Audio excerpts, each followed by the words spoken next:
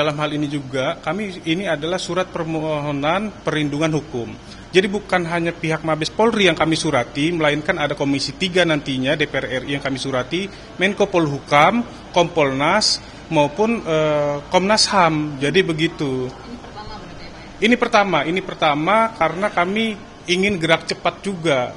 Kami tidak mau juga menutupi mengenai penggelapan pajak tersebut karena janji daripada almarhum Bribka AS juga, dia ingin membuka sebenarnya apa yang terjadi dalam penggelapan pajak ini dan siapa saja yang terlibat dalam penggelapan pajak ini. Demikian.